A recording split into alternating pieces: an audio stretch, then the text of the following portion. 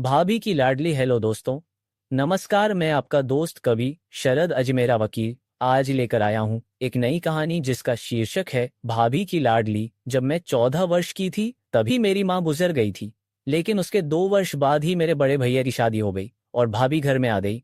भाभी ने मुझे माँ का प्यार दिया। मेरी भाभी बहुत अच्छी है।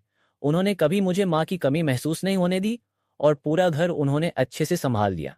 घर की रौनक फिर से वापस आ चुकी थी। कुछ समय के बाद भाभी भी एक प्यारी सी बेटी की माँ बन गई। मेरी प्यारी भतीजी हम सब की जान थी। हमारा समय बहुत ही अच्छा बीत रहा था। हम सब बहुत खुश थे। अब घर में मेरे भी शादी की बात चल रही थी और जल्दी ही मेरी शादी एक जगह पक्की हो गई। शादी की सारी तैयारियां चल रही थी। भैया भाभी मेरी शादी में कोई कमी नहीं छोड़ना चाहते थे। पापा और भैया तो ज्यादातर अपने बिजनेस के काम में ही लगे रहते थे। घर तो भाभी संभालती थी। लेकिन इसी बीच कुछ ऐसा हुआ कि हम सब अंदर तक हिल गए। कभी सपने में भी नहीं सोचा था कि हमारे साथ ऐसा कुछ होगा। मेरी शादी के उद्देश्य से घर में काफी नगद और लाखों के जेवर रखे हुए थे। लेकिन जब भी घर में शादी होती है तो कुछ लोगों की गंदी नजर घर में पड़ ही जाती है।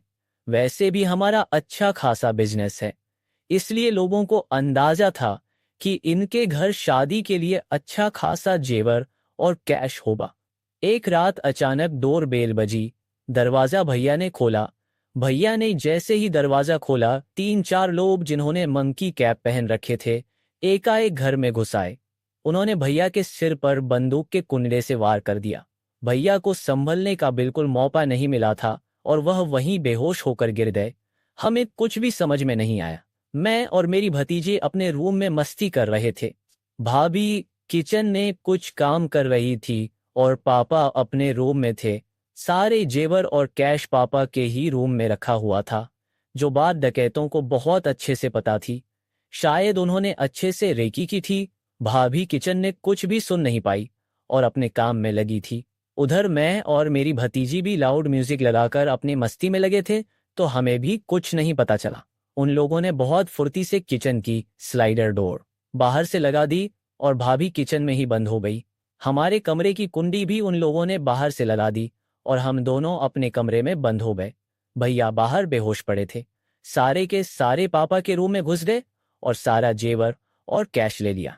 फिर पापा को भी धक्का मारकर कमरे में बंद कर दिया। पापा का मोबाइल फोन भी उन्होंने छीन लिया। मेरा मोबाइल फोन बाहर चार्जिंग में लगा हुआ था और भाभी का मोबाइल फोन भी उनके कमरे में था। हम किसी से कांटेक्ट नहीं कर सकते थे। भाभी ने किचन से बाहर देखा तो भैया हाल में बेहोश पड़े थे और उनके सिर से खून बह रहा था। भाभी बहुत घबरा गई। उन्हें कुछ भी समझ में नहीं आ रहा था। वह जोर जोर से चिल्ला रही थी। पापा और हम दोनों भी अपने कमरे में थे। हमारे कमरों की कोई भी खिड़की हाल की तरफ नहीं खुलती थी, तो हम बाहर क्या हो रहा है कुछ नहीं देख पा रहे थे। बस भाभी ही थी जो किचन से बाहर हाल का सारा कुछ देख सकती थी। किचन में एक बहुत हल्का सा सेपरेटर लगा हुआ था जिसे उन्होंने लॉक किया था, जो कि बहुत ज्यादा मजबूत नहीं था।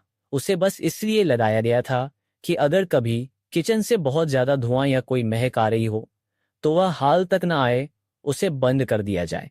कैश लूटने के बाद सारे डकैत तेजी से बाहर की तरफ भागने लगे, लेकिन हम दोनों बुआ भतीजी जोर जोर से रूम से चिल्ला रहे थे।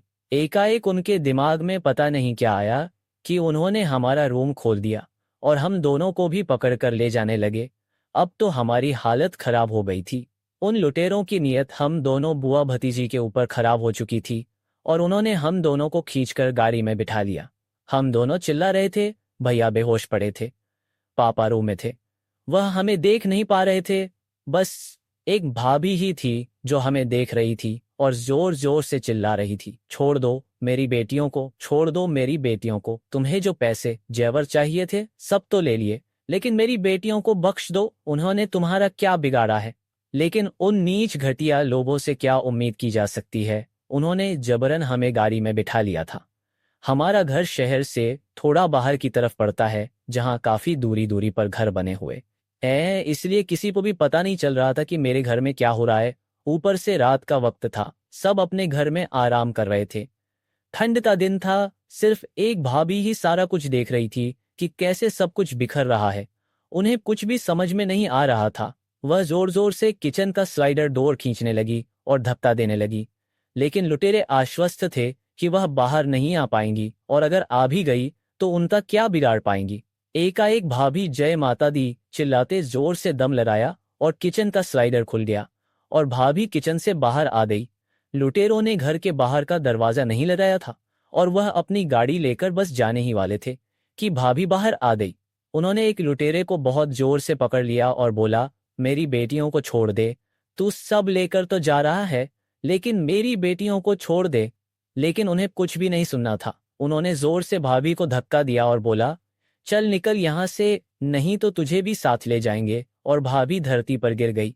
उनके सिर पर भी बहुत गहरी चोट आई। लुटेरे ने अपनी गाड़ी स्टार्ट कर दी। मैं और मेरी भतीजी अंदर तक काम गए थे कि अब हमारा क्या होगा। भतीजी तो नादान थी, उसे अंदाजा भी नहीं था कि हमारे साथ ये लोग क्या कर सकते हैं, लेकिन मेरी हालत खराब हो चुकी थी। भाभी को समझ में आ गया था कि इन्हें रोकना बहुत मुश्किल है और जब तक वह पुलिस को फोन करती बहुत देर हो जाती। भाभी ने पूरे दिल से माता रानी को आवाज दी और बोली, माता रानी, आज तक जब से होश संभाली हूं आपकी पूजा की है, आपको सच्चे दिल से पुकारा है। कई सालों से आपके नवरात्रे कर रही हूं, हर मुश्किल से आपने मुझे उबरा है। माता रानी, आज मेरी बेटियां मुसीबत में है, आपको आना ही पड़ेगा। माता रानी, आपको धरती पर आना ही पड़ेगा। मेरी बेटियों को बचा लो माता रानी, मेरी बेटियों को बचा लो। बहुत जोर से भाभी ने पुकारा। शायद उनकी आवाज इतनी जोर से निकली थी कि माता रानी तक पहुंच गई थी। मैं हैरान थी कि हम दोनों को गाड़ी में बंद करके लुटेरे गाड़ी स्टार्ट करके लेकर जा रहे हैं और भाभी पुलिस को फोन करने की बजाय माता रानी को पुकार रही है। शायद भाभी को समझ में आ गया था कि इस वक्त माता रानी ही हमारी मदद कर सकती हैं और भाभी की पुकार सुनकर माता रानी को सच में धरती पर आना पड़ा। लुटेरों ने गाड़ी आगे बढ़ा दी थी कि एकाएक भाभी खड़ी हो गई। एक अजीब सी शक्ति के साथ उनके चेहरे पर एक अजीब सी रौनक थी, अजीब सी चमक थी, एक अजीब सी रोशनी निकल रही थी भाभी के चेहरे से। मुझे कुछ भी समझ में नहीं आ रहा था, पर मन में सुकून हो गया था कि अब हमारा कोई कुछ नहीं बिगाड़ सकता। लुटेरों को लगा कि भाभी फिर कोई हंगामा करेंगी, तो जो डकैत गाड़ी ड्राइव कर रहा था उसके साथियों ने उससे बोला, इसे कुचल कर आगे गाड़ी बढ़ा, नहीं तो हम सब फंस जाएंगे। उन्होंने गाड़ी आगे बढ़ा दी। भाभी गाड़ी के ठीक आगे खड़ी थी। उन्होंने अपना हाथ आगे को बढ़ाया और गाड़ी वहीं की वहीं रुक गई। लुटेरों ने पूरा दम लगा दिया था लेकिन गाड़ी आगे नहीं बढ़ रही थी। भाभी अजीब सी नजरों से लुटेरों को घूर रही थी और बोल रही थी, आज तुम जैसे पपिया का अंत निश्चित है। लुटेरों को कुछ भी समझ में नहीं आ रहा था। उनमें से एक लुटेरे ने बंदूक निकालकर भाभी के ऊपर एक गोली चला दी, लेकिन उस गोली को भाभी ने अपने हाथ से पकड़ लिया और फूंककर हवा में उड़ा दिया। लुटेरों को समझ में आ गया था कि भाभी के अंदर माता रानी समा चुकी है और अब उनकी खैर नहीं। एक लुटेरे ने गाड़ी की खिड़की खोलकर मेरी भतीजी को खिड़की से बाहर फेंक दिया कि शायद अपनी बेटी को पाकर भाभी शांत हो जाए। भाभी ने अपनी बेटी को एक हाथ से गोद में उठा लिया और दूसरे हाथ से गाड़ी को रोके रहा। लुटेरों को कुछ समझ में नहीं आ रहा था। वह गाड़ी छोड़कर बाहर निकले और बोले, भागो, यहां से नहीं तो हमारा मरना तय है।